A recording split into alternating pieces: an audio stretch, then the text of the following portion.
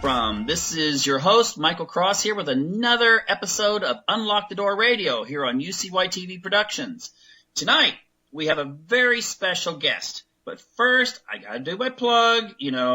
Check out my website at michaelcross.net or follow me on Twitter at PsychoMike777. Okay, that's out of the way. Let's get started with the show. Tonight, we have zombies. And, no, not as guests because that would be pretty one-dimensional. No, we have Professor Brian Ernst Patrick, who has written a book that sounds really fascinating. It's called Zombology, which I'm sure he's going to tell us all about. He's a professor at the University of Toledo, teaches undergraduate programs, group communications, propaganda, persuasion, and so forth. So, without further ado, Mr. Patrick, come on in. Tell us about is zombies just a fatty thing, or is there something deeper about this obsession we seem to have had for the last several years with zombies? Oh, much deeper than a fad. The hula hoop was a fad. Zombies are something much deeper and darker and with a great deal of meaning.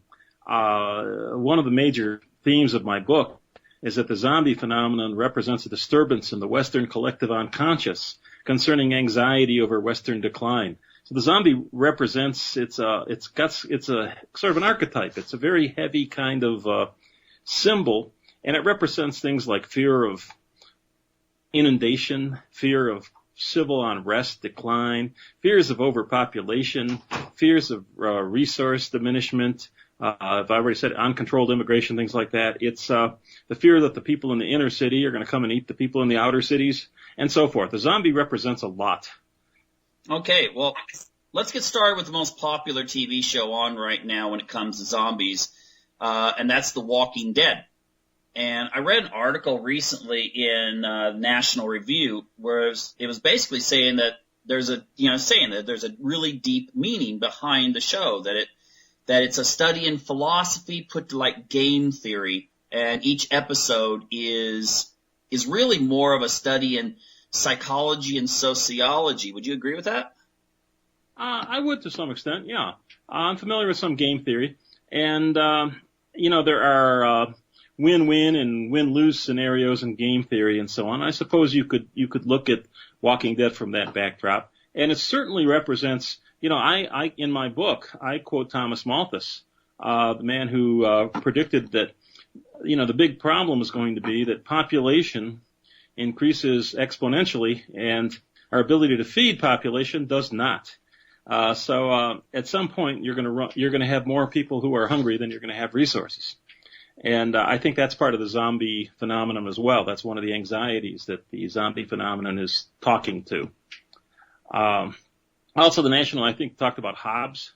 I think of Hobbes as, everybody remembers Hobbes from that line, primitive life was short, brutish, and nasty. Well, I think that's probably most of the episodes of Walking Dead. Yeah. Bringing up Hobbes, the other thing about Hobbes is he felt that, you have to have this really strong authority to keep things under control. And when The Walking Dead started, the main character, Rick Grimes, was sort of a democratic person. He didn't want to really boss people around. But as the show progresses, he becomes very Machiavellian, almost, I would say, psychopathic. But that seems to be what is needed to survive in this kind of scenario. So it seems it's very Hobbesian in a sense that you need to pull your people together. You need to have everyone under control, and then you're versing the world. Yeah, it was, one of the old ancient worries, especially during medieval times, that civilization was merely going to, it's just going to fall apart. The Roman Catholic Church was the reason they controlled interpretation of the Gospels and religion and stamped out what they regarded as heresy, because they were afraid of fragmentation. And, of course, the world of The Walking Dead is extreme fragmentation. So Hobbes is writing from this kind of point of view as well. He believed that there was a social contract and you put people in power and damned well better obey them. The king was there for a reason. And he even regarded things as voluntary associations. I think it was Hobbes who said they were worms in the entrails of society. He couldn't abide the idea of competitive social orders that were competing with the hierarchical authoritarian regime. Oh, that sounds interesting. Sounds like he didn't like the Freemasons and stuff like that. Oh, no, he wouldn't have liked them at all. Definitely not. So, what do you think would happen here? And then we can get into more of the, deeper sociological things. But I interviewed a Professor Tainter who wrote the book When Complex Societies Collapse.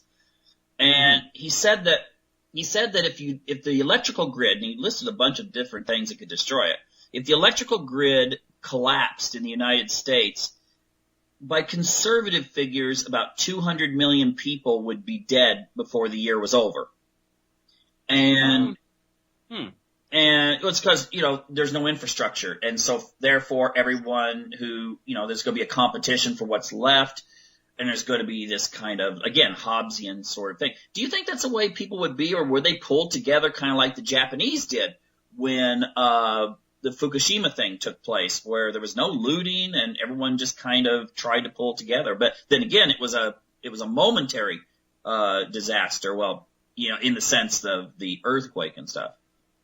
Well, the Japanese seem to have more of a hierarchical, authoritarian-based society. They respect authority and so on. That's my general impression.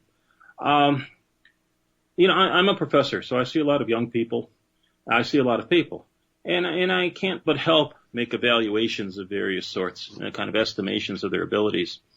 And I think this 200 million figure, I don't know exactly how the professor arrived at this, but it may not be unrealistic. I have noticed I'm above the median age in society now. I think I'm 61 years old or something like that. And I grew up and I knew how to do things like build a fire. I can pound a nail. I can change a headlight. I can do a lot of things. I mean, pretty complicated things. And I notice I talk with young people and they don't even know how to use a broom. Something simple like that. I mean, I watch people try to work and they have not even the most basic of skills. So yeah, I would think if you turned off the power, we'd probably be back to cannibalism in most of these cities. Once the supply of Hostess ding-dongs ran out. Zombie land. Yeah, that's right. And believe me, I don't think the average person, the average household has very much food around at all. No. That's one thing I would encourage people to do. That's one of my issues I do promote, is the idea that you should look at how much you would survive with if suddenly there was no way of getting to the store. And if it comes up to less than at least a month, I would say, preferably 3 or more, so you can at least get your feet on the ground, then you're seriously going to be hurting if something does collapse. Mm-hmm. And I see students, they're in an odd position in their lives anyways, and they appear to survive mainly on pizza and energy drinks. But once, I tell you, if things were interrupted, there would be major problems. And think of it from another point of view. You have, in the United States, virtually all of the major cities are ghettos. Yeah, the whole center of the city is a ghetto. I don't care how you want to gloss that over and so on. And, these places are, by their nature, marginal as far as survival resources and so on goes. What happens if the mail isn't delivered for a week, or if the checks don't go out, or if there's nobody in the store to take the, they don't use checks now. They use what they call bridge cards and things like that, the credit cards with the welfare on it. What happens when that doesn't work? Didn't food stamps, the little card that they use for food stamps, didn't that give out just for a short time a couple of years ago, and there was almost like riots at stores? Oh, I don't know for a fact, but I'm sure it has in various places. I come from Detroit, which is in many ways an ugly town, and it's a decayed town. It might explain in part my fascination with declining Western society, or the idea that Western society is declining. And I can tell you stories. People would come and sit in front of abandoned houses where they got their welfare checks, because I think there's a lot of welfare fraud going on. So around welfare check day, people would come in aluminum chairs and sit in front of the house until the mailman came. And if the mailman didn't deliver the welfare check, they wanted to fight with the mailman, like beat up the mailman. It was the mailman's fault. I mean, these are very, that's a lifeline, and it becomes an entitlement. It becomes, several generations of this, and you have tens of millions of such folks in the United States, at least in the major cities. What are they going to do? What is going to happen if these people are hungry? They have no power. They have no basic necessities. They're gonna come calling. Mm-hmm. I wonder. I'm going back again to the Walking Dead thing. They kind of imply in the series that, although it's not really spelled out, maybe the new series spinoff kind of gets into it, but that you get the idea that the military tried to seal off the cities. I mean, that they were bombing the cities, and they weren't necessarily bombing zombies when they were doing it. Mm-hmm. Well, one of the subtexts, I wouldn't call it subtext, but I'll just say one of the texts of virtually the whole canon of zombie literature is it's always, I don't know about always, but it's almost always the government's fault or authority that's screwed up, or it's some kind of corporate fault. And it's this kind of large-scale bumbling that's responsible for the zombies in the first place. Some disease that got out, some testing of some organism or something like that. Mm-hmm. So, and one thing you often see in these zombie films is authority trying to contain the problem. And, of course, they screw it up even more. That's the nature of authority. The idea here is that authority is not your friend, and it tries to cover its own ass. And what are you going to do? I think you have to be Sheriff Grimes and maybe get a little small group together and hope you live. Mm-hmm. Yeah, I'm just thinking. Yeah, it was Resident Evil, where it was a corporation that messes things up.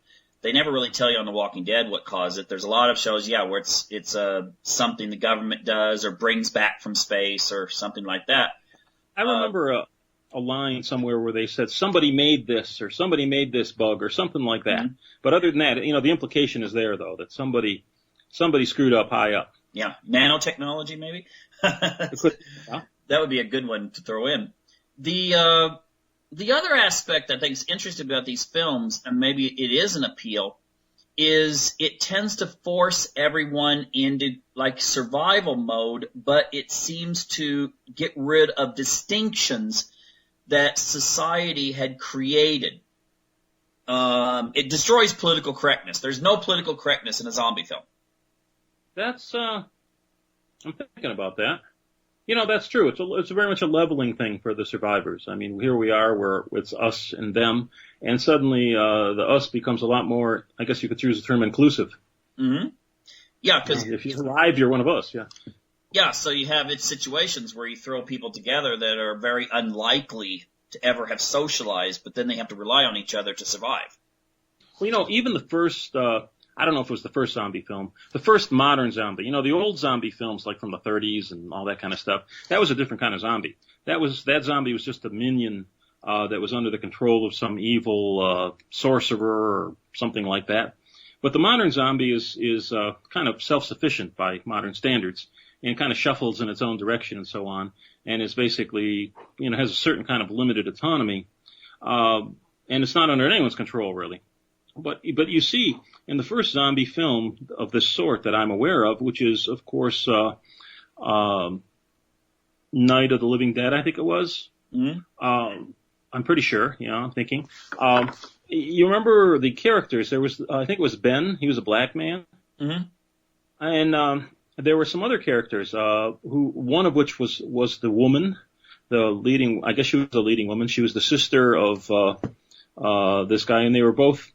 Well, anyways, she's been called Useless Barbara, which is very typical of modern people. And Ben, the black man, is the only sensible and useful and brave person in the whole damn film. He's the only person capable of an intelligent response, an organized response. He's the only person capable of giving orders. He has lots of trouble from his useless people he winds up in this house with. But it's an interesting kind of, especially the time it was made. Back, when was this, 1960 something? I remember I was a kid when I saw it, so it was the late 60s, I think. Mm-hmm. So it's kind of a very, even from my point of view of racial inclusion, race relations, it's a very interesting film. Very interesting film. I mean, it's almost, most of the white characters are weak beyond belief. They are so weak they can't survive. Except at the end, where I'm not going to give any spoilers away for people that have not seen it. I think it's probably out there on just social media now. But the rednecks that are out shooting zombies, they seem to have it together. And kind of. But they're kind of a low level. Yeah, but they are. And then Ben gets killed in the end. I don't think we're letting any plot go here, because if you haven't seen a film that was made 1960 something, it's about time you saw it. The director, I don't think he ever copyrighted that thing properly, so I don't think there's even a copyright on that film. Might not be. The interesting thing, like you said, the difference of the zombie films is, like the 1960s, it was always like a Haitian thing, but it's sort of kind of, before that, it sort of had this kind of, the communists are coming. So there's this guy who's got this control over these people that aren't actually really dead. They're more like they're drugged or a trance or something. Yeah, that was kind of a fraud zombie. They were kind of retarded by drugs or whatever, pharmaceuticals. You can still find recipes for the alleged Haitian voodoo zombie mix. Yeah, Jeffrey Dahmer tried to make zombies out of some of his victims. Unsuccessful. That doesn't surprise me. Yeah, it doesn't surprise me. But the new zombie is a different thing. It's funny. I got this idea. I've been dwelling on this idea for a while before I wrote the book, and it kind of jumped into motion when I went to a mall with my wife. And so many of the malls are scenes in the zombie films. I mean, if you see some of them, they're kind of mockeries of consumerism. Mm-hmm. And that's what people do. They shuffle through the malls and they kind of gravitate towards displays and so on. And you see this in a lot of the zombie films. You're not like a general. We're going to be on a webcast or something. Am I correct? Well, it'll be on YouTube. Okay, so we can use blunt language here. Okay. I hope. Okay. Well, my wife's comment was, we were pulling into this mall, and she said, quote, "I hope all the fucking zombies at the mall took their fucking Prozac today." Well, it feels like that. I mean, I've been hearing these cases where someone's on their iPhone or something and they get hit by a car because they just walk right out in the street, not noticing. Sure. Or walk off a building or something. And I notice that in the zombie films, often they'll do something like if there's something glittery, they're attracted by it.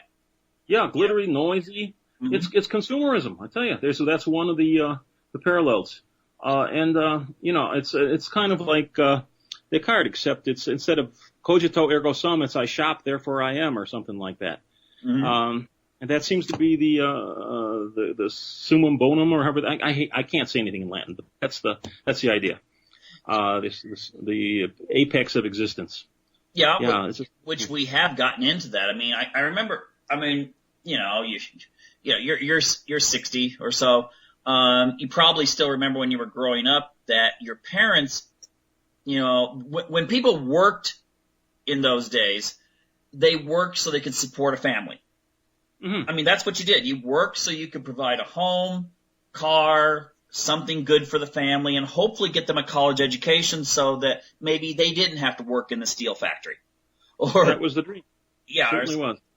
But it seems that today people have an attitude, and I think it's consumerism, that they want all this stuff, and if it's not too inconvenient, they might settle down with someone and might have a kid or two in the process. Yeah, providing it doesn't interfere with my role-playing games or my paintball games and so on. Yeah. People are, seems like adolescence has become prolonged, and I mean to the point where there are a lot of 40, 50-year-old adolescents. I work in a university environment, and I see a lot of professors who are this sort. They're kind of overgrown adolescents, except without the physical agility or the beauty or the charm. Yeah, but we've done this, and it's part of consumerism. If you can keep people still occupied with the idea of, oh my gosh, I've got to look just right, a 35-year-old female professor who's really freaking out because she can't find the right makeup, before she gets up in front of class, that's like a 16-year-old. Sure it is. Very much so. And they're about that level. It's the direction of the West. It's a sad thing. But you don't think... Go ahead. Please. Okay, I was going to say, the Greek philosophers, you can, because I've made comments about this on my website and stuff, and then someone will respond with a quote from Socrates about, well, the young people today just aren't, up to measure. But I usually throw out the idea that when what he was talking about was the 1%.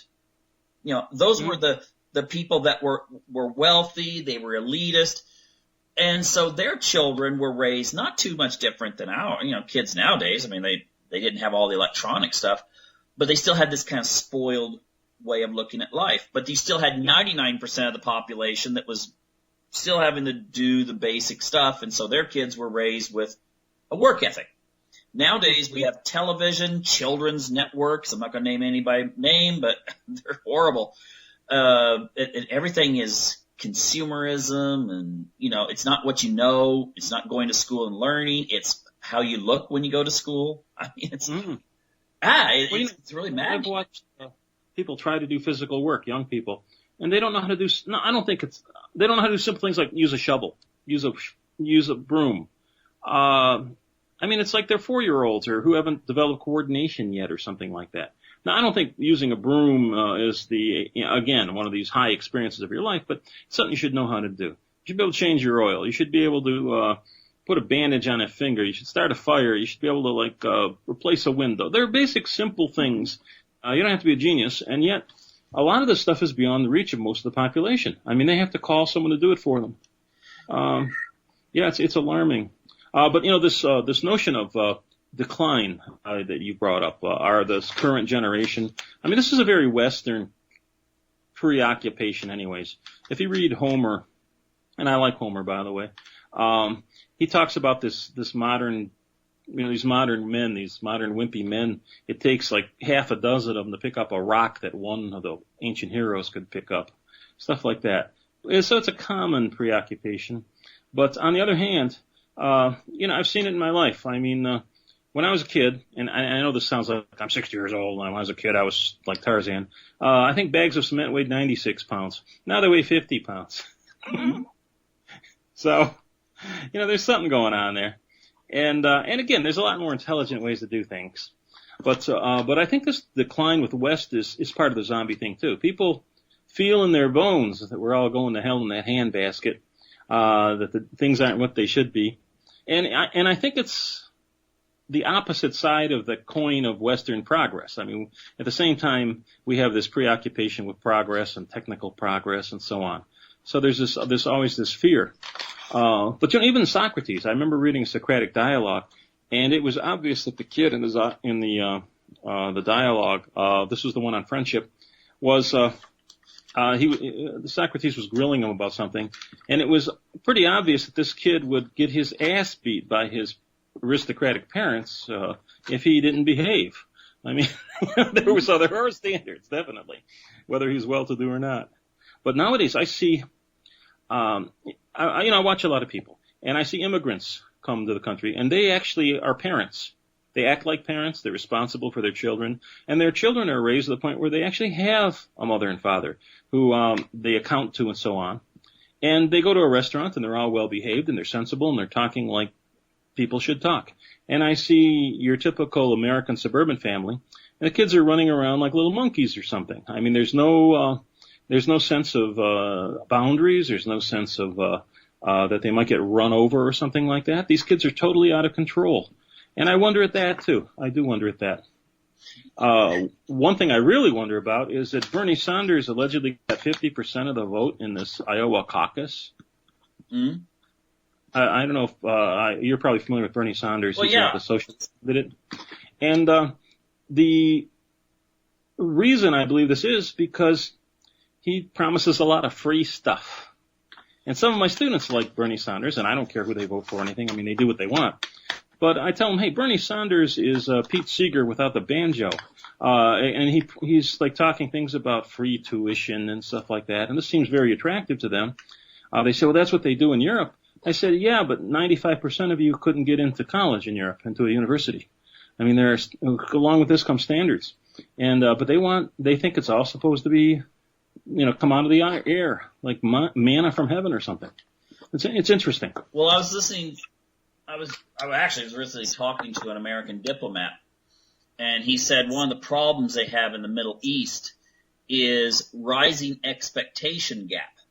And that was when they had a relatively small population, they had the oil, then you could train people to be bureaucrats and plug them in. They had their money, you know, they had an income, they could support their family, and that was great. You know, you kept the population kind of happy.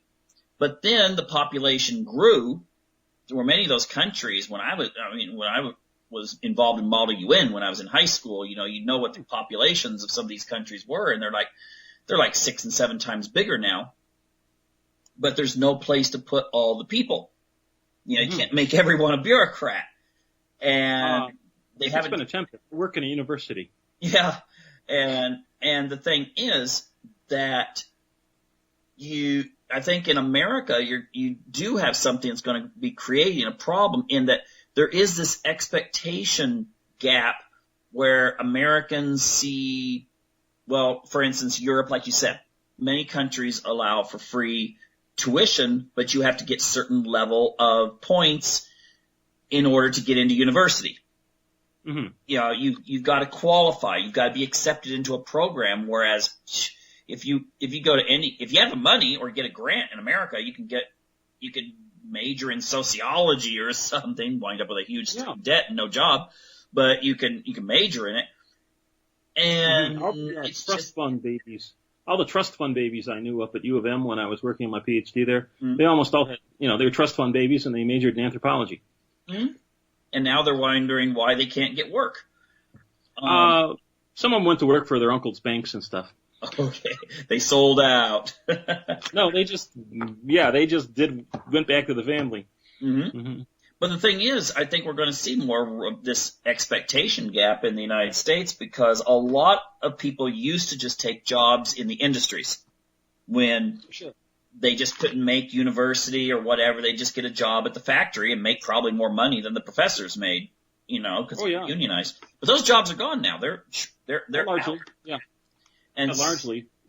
Where I teach at the University of Toledo, we're in the city of Toledo, which used to be a pretty industrial town.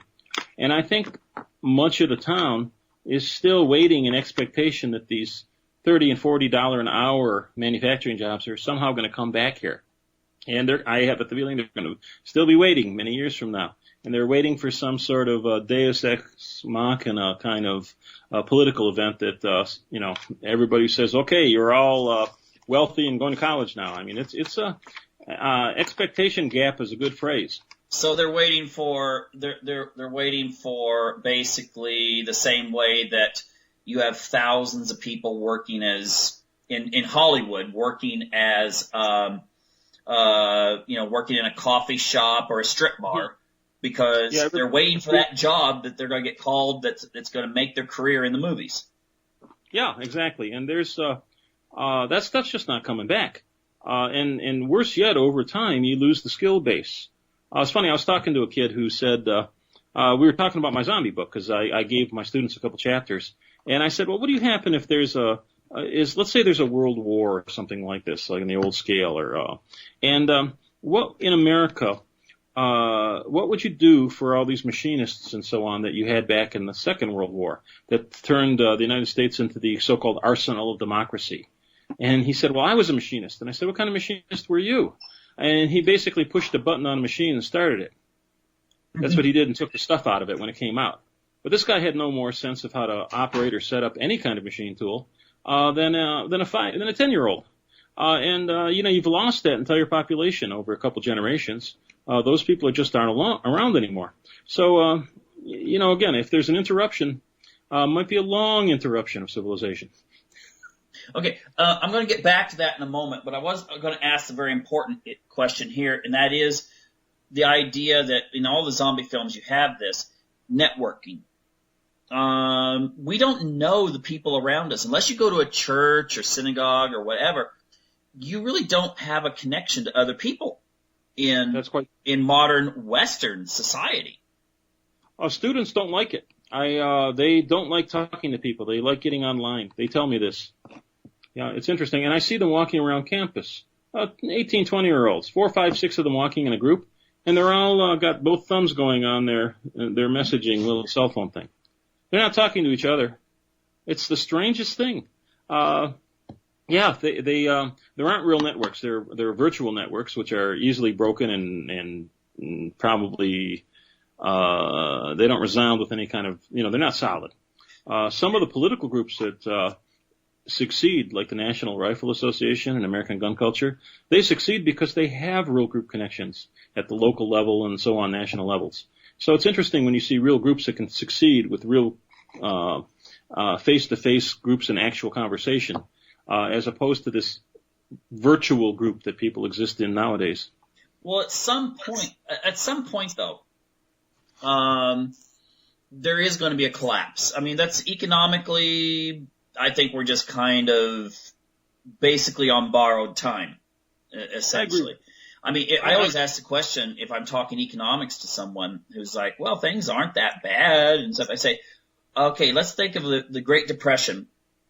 Okay, that kind of era, and then let's look at how many people are on food stamps today. What if suddenly food stamps disappeared? You'd have riots. I mean, you'd have cannibalism. Yeah. So essentially, the soup lines were nothing compared to what we have if we consider a food stamp card is essentially a ticket to a food line. I mean, that's what it is. And there was I believe, a kind of a sense of authority in those days, a sense of personal limits, a sense of humility. The older generations were different kinds of people. I don't think the people around now, urban people and so on, have any sense of limits or whatever. I mean, they do what they can, but they're not exactly bound by some code of ethics instilled into them. The educational systems are a farce. I mean, many of the students I run into should not be in universities. I mean, they have trouble reading. They claim, some of them, never to have read a book. And I tell you, I believe them. Oh, yeah. After you talk to them for a while. Yeah. So, yeah, you get this group they're not very well socialized in the sense of, like, being members or proponents of Western culture.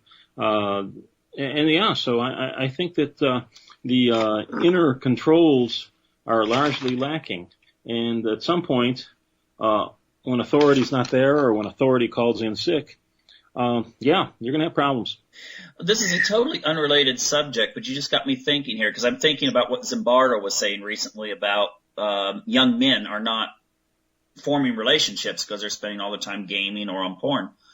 And then I'm thinking that if you switch on some of these reality networks, there's a large number of females that actually like these shows that are about, like, I mean, how many shows are there on these reality networks of a guy married to like 3, 4, 5 women?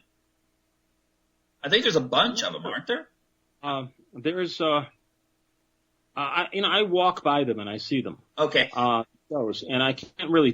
They're all very similar, so it's hard for me to tell them apart.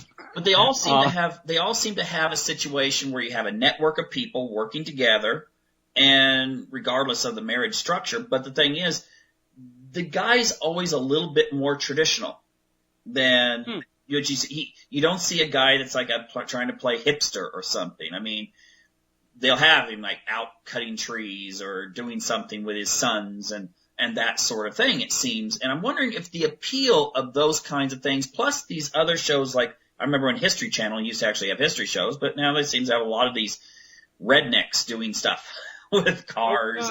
Is this an appeal? Yeah? Yeah, I'm thinking too. You got me going.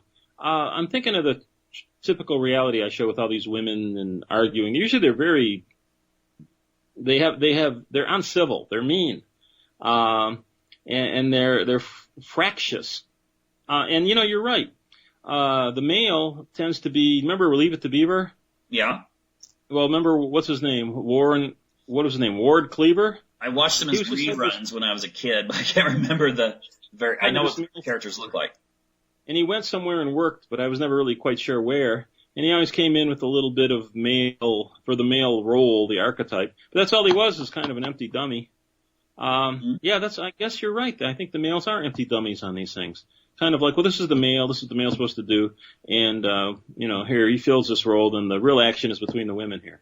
I don't know. But at the same time, there's those kinds of shows, but at the same time, the ones that are like the polygamous ones, or on History Channel where you have a lot of these guys that are like trapping alligators in Louisiana or things like that. It seems that there seems to be some sort of appeal that the general public have of watching the life of truckers, some guy that can hold a family of 6 women together, I guess there is that adventure aspect in this triumph over what they regard as the elements or something might be. But, I watched this one, these people are in Alaska, and between the whole group, they don't have 20 IQ points to rub together. I mean, I don't know how they can even survive up there other than the fact that these shows are that fake. I mean, they have this little drama thing. It would be interesting to do a content analysis of these things and compare them and draw out the common themes. Because I think there would be, wisdom would come out of this. One would suddenly tie a lot of strings together and saying, what's going on? What are the underlying themes? What happens to these kind of things? What are the plot resolutions? What are the character types and so on? But, there's something going on here, and it has to do with, people are looking for simplified roles and things like that. I don't know what they're looking for. Some kind of drama. People want drama, They need some kind of explainable, exciting thing about their lives. Otherwise, it's just, I'm stealing a line here from Carl Jung. He talks about life being cold, gray, and unending. So these things do provide at least kind of a vicarious sense of drama, and they disambiguate the gray and so on. Quite interesting there. I mean, if you think about it, I've actually heard people say that if there was a war, it would at least make things not boring anymore. Like World War III. Well, zombie film with radiation at the same time. Yeah. Hey, lastly, I want to deal with the idea of, it's always easy to, on radio shows and stuff to sit and talk about what's bad and all, it's all going to gloom and doom and everything like that. But do you see some hope that we could pull ourselves out of this, that Western civilization could survive, or at least pockets of Western civilization be able to maintain itself, and then in the future, they will give rise to whatever new nations come along? Yeah, I think what we're going to see is something like some sort of hyper pluralism. We're going to have groups of exceptional people who have formed political units here and there, and function. High functioning groups of people who are kind of autonomous and so on.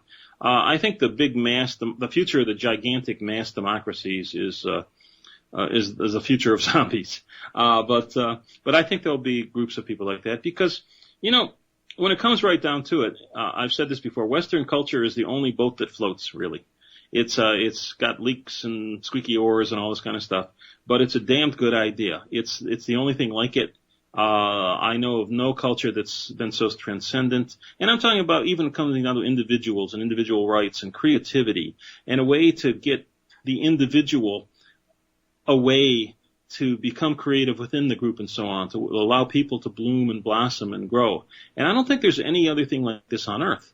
So yeah, it's gonna continue in some way or another. The zombies, may, control some of the big territories and stuff, but when it comes down to it, there's still going to be groups of people, good ones, because virtue matters. So there'll be like maybe religious sects, philosophical groups, these kinds of things. I think so. And it's funny, like we have like a stereotype in the culture that like religious people are like, what's the term, intolerant and so on. Actually, the most tolerant people I've ever met are religious people, because they just assume there's such a thing as free will, and you're going to have to work this stuff out, whoever you are. And so, yeah, those are, and the entire, now American society, I don't understand European society as well, but American society was essentially a pluralism. I mean, it was a place where people could go and kind of build their own little life, their own society and so on. And you have all these associations. If you look at the First Amendment of the U.S. Constitution, it basically says something. You have freedom from religion, not necessarily of religion, but freedom from religion from an established church. You have the right of association, and you have the right to print and publish all your stuff. And that's so groups can form, talk, and promulgate. Mm-hmm. And that's exactly what they did. America is such a cool and creative place because it has so many of these voluntary associations. You don't get this kind of creativity out of the mass zombie society where everybody's just shuffling in some kind of big social order. Yeah, and without singling out any European countries, which I could do. I'm doing that. Anyway, I would never. Okay, we're kind of on at the end of time here. How can people get your book? Oh, my books are all on Amazon. And just Amazon.com, or you can get them from Arctos Media. My Arctos prints most of my books. And I've got other academic titles, and I'll have other titles soon. I write books. When I was a little kid, I used to throw rocks, and now I write books. Same principle. Oh, that's excellent. I do too, but right now I'm limited to fiction. So, fiction is stuff too. It's true. I still have my propaganda classes read 1984 and Brave New World, because those books were written a ways back, but they were prophetic. Oh yeah, very much so, very much so. In fact, 1984 nowadays seems like, oh, that's actually a refreshing form of liberty compared to what we're seeing nowadays. Huxley got it, I think, more on base, because his society in Brave New World is just a society that's controlled by essentially spilling off excess energy through sex and consumerism and drugs and stuff like that. Instead of using this stuff for creativity, they just spill it on the floor. It's kind of like a psychic version of onanism, if you're familiar with that. Oh, absolutely. Yeah. First instance of birth control mentioned in the Bible. Yes. Well, they used to cut people's heads off and stuff too, so that worked. Kind of a drastic way to do it. Okay. Well, and I think you're going to be coming back in the future here and talking about your propaganda book. I would love it. Excellent. Well, we'll make arrangements for that very soon. Okay, well, thank you very, very much, Professor Patrick, for sharing all this information. Thank you, Michael. And listen, if anybody wants to talk to me, I'm a real person. You can email me, whatever. So, I'm around. So give me a call if you got something to say. Anybody. Absolutely. Okay, I'll leave some links there. Okay, well, take care. Thank you, Michael, and goodbye. Bye now.